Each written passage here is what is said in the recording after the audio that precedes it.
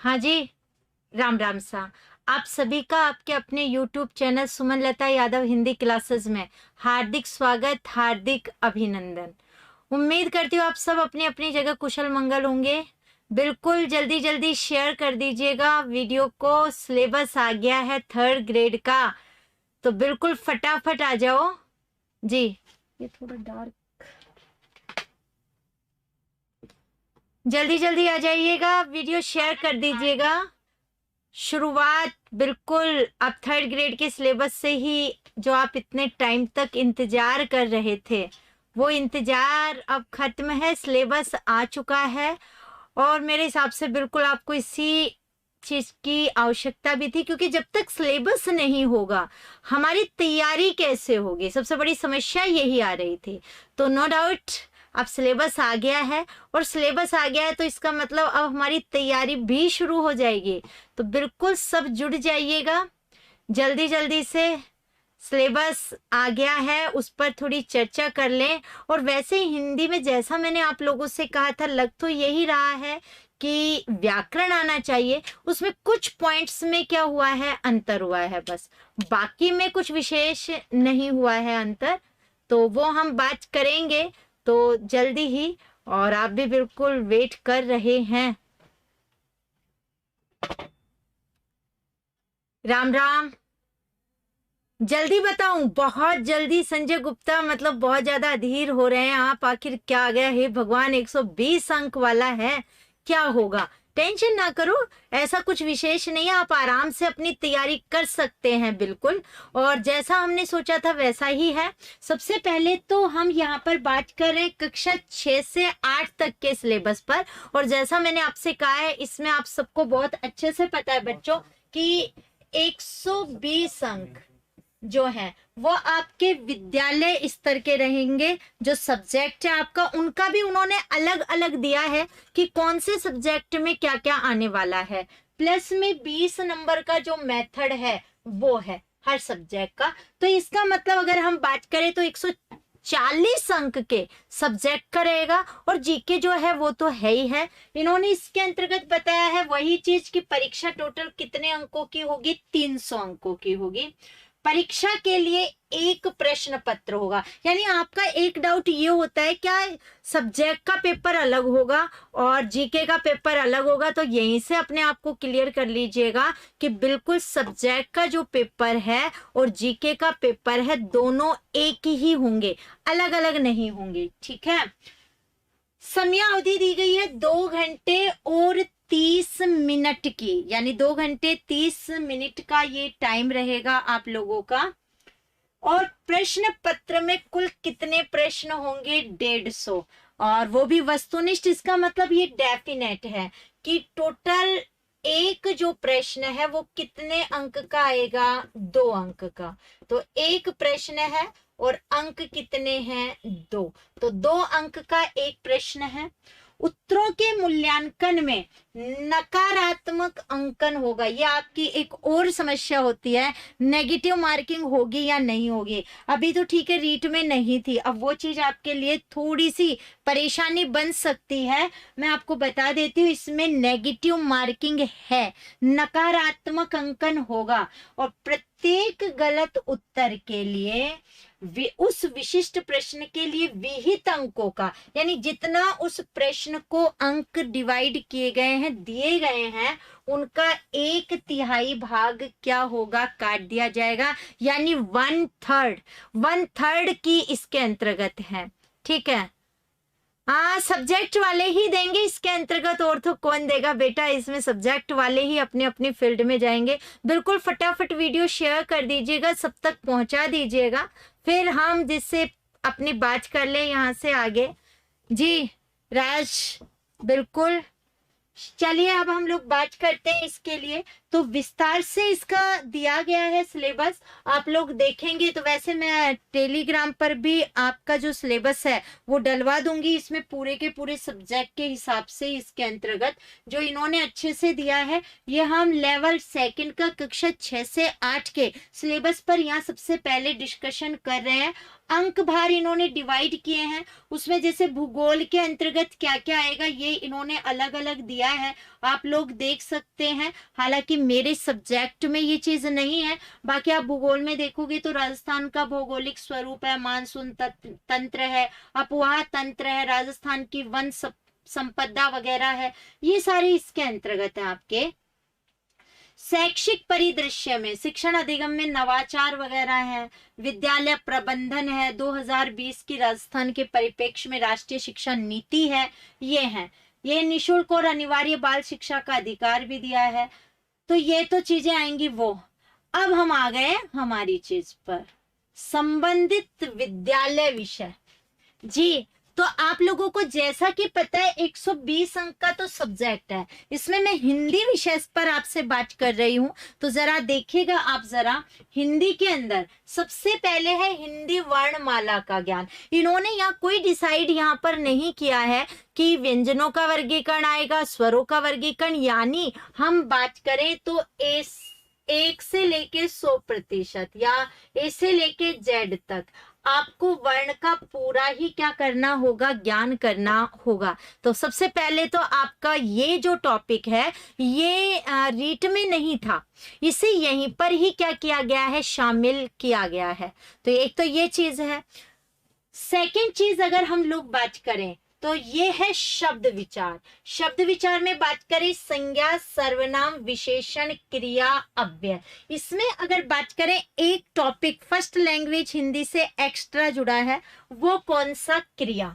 तो एक ये टॉपिक एक्स्ट्रा हो गया, एक ये टॉपिक एक्स्ट्रा हो गया। मैं ये बता इसलिए रही हूं कि आपको ये भी पता चल जाए कि कौन कौन से टॉपिक यहाँ से नए जुड़े हैं जो हमें अलग से इसके अंतर्गत करने पड़ेंगे।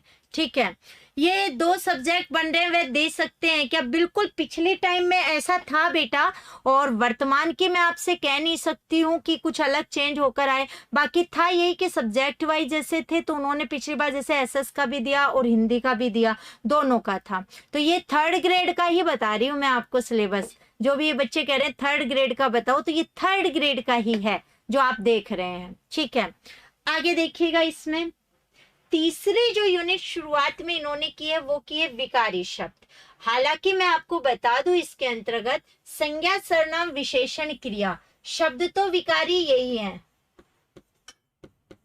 और अव्यय हो जाता है अविकारी। ये तो विकारी में परिवर्तन करने वाले रूप है, लेकिन उन्होंने जैसा लिखा है बात तो मैं वही कर रही हूं। तो लिंग और वचन और काल ये तो पहले भी थे ही आपके। कारक एक्स्ट्रा जोड़ दिया गया है आप लोगों के रीट से, इसके अंतर्गत वाच्य भी एक्स्ट्रा जोड़ दिया गया है। और विकारी शब्दों का रूपांतरण, रूपांतरण मतलब जैसे लिंग परिवर्तन हम करते हैं, वचन परिवर्तन करते हैं, काल परिवर्तन करते हैं, वो चीज इसके अंतर्गत आएगा।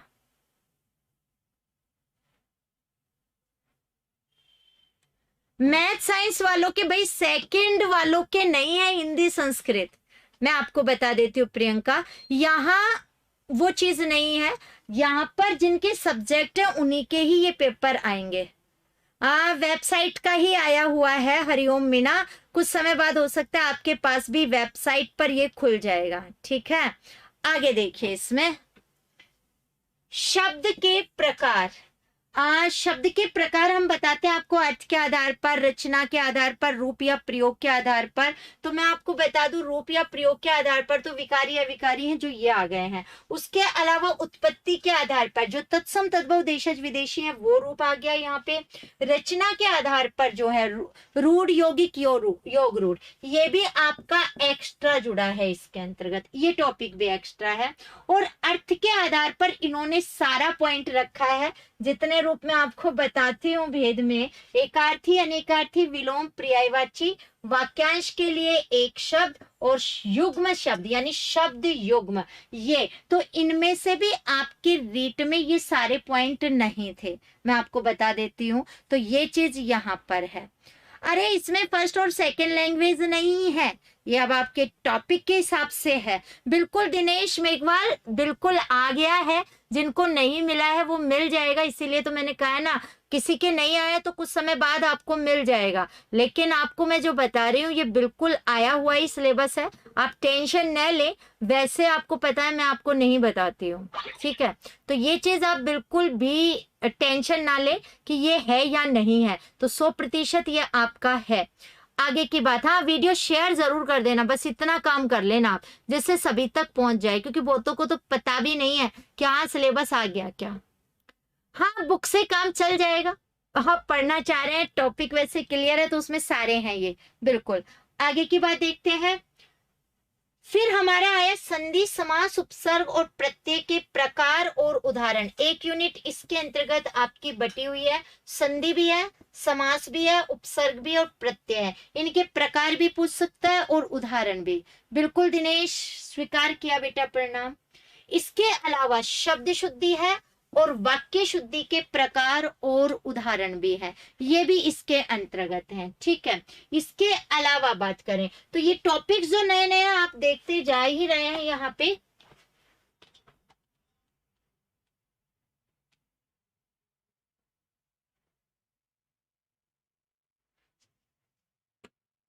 यहाँ देखिए वाक्य विचार। वाक्य विचार में वाक्य के अंक, जो उद्देश्य और विधेय थे वहां पर, प्रकार वाक्य के जो रचना के आधार पर, अर्थ के आधार पर है वो, और रूपांतरण वाक्य का, सरल से संयुक्त, संयुक्त से मिश्र, मिश्र से सरल, ऐसे रूपांतरण आ सकता है। तो ये चीज इसके अंतर्गत आ गया है।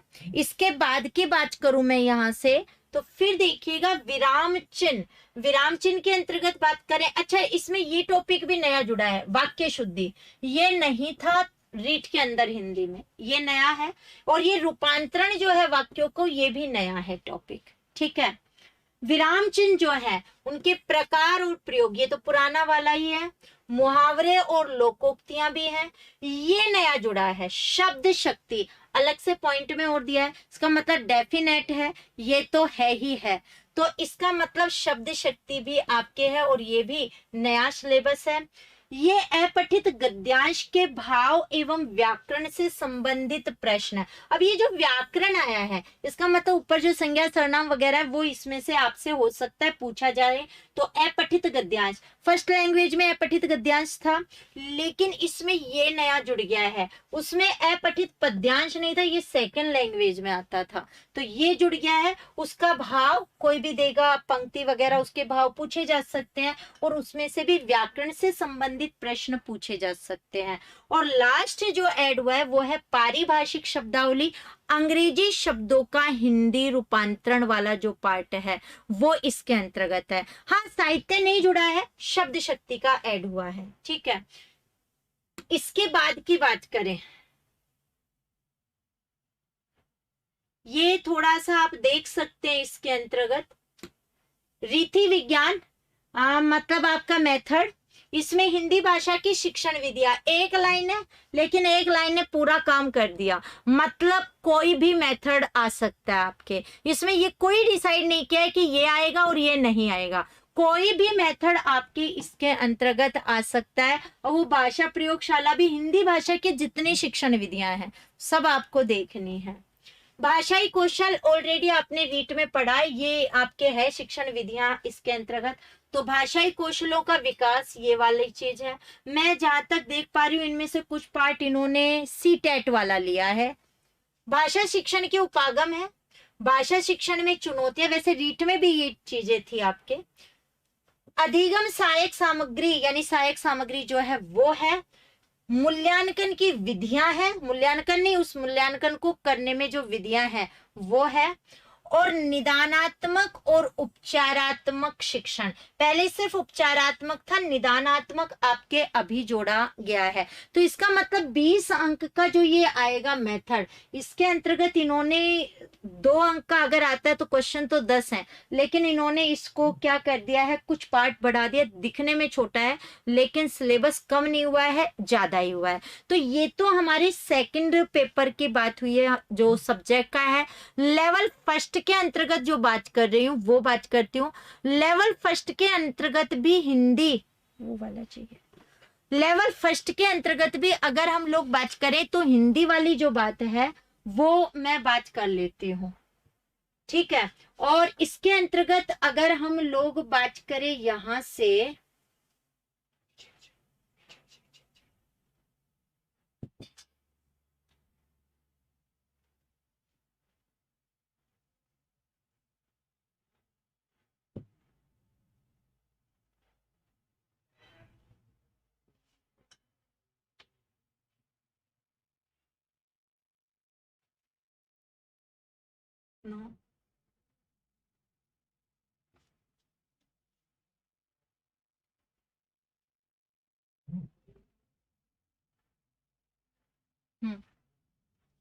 साफ नहीं हुआ।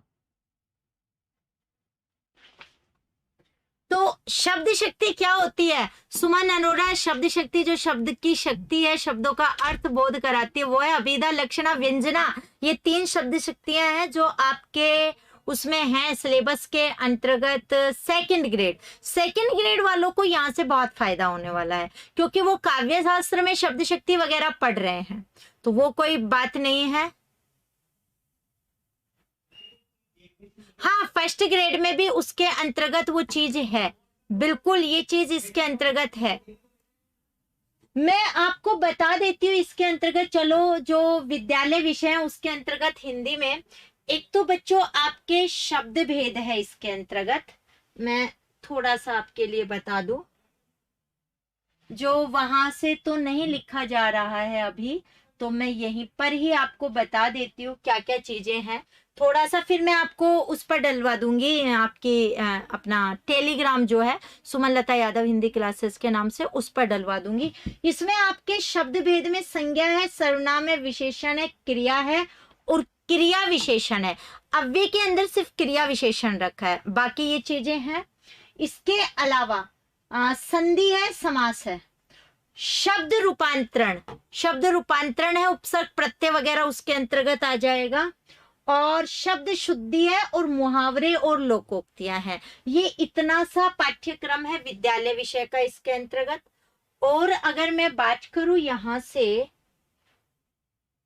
जो आपके उसका है रीति विज्ञान, तो रीति विज्ञान में बेटा हिंदी भाषा शिक्षण की विधियां 8 अंक में, वही सुनना, बोलना, पढ़ना, लिखना, उपागम, शिक्षण की चुनौतियां, मेथड दोनों में सेम है। हाँ, वो अभी जूम हो जाएगा शायद, उसके अंदर मुझे थोड़ा आइडिया कम है, अभी लोग आ रहे हैं तो वो कर देंगे।